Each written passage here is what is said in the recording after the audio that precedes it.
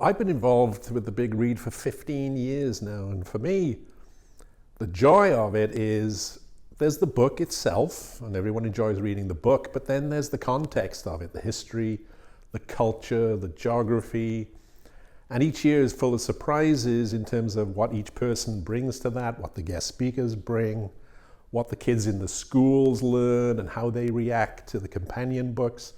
So each year is full of surprises, and each year expands on the year before. So for the 15 years, the Big Read has been growing and growing, went beyond Poughkeepsie to the Mid-Hudson region.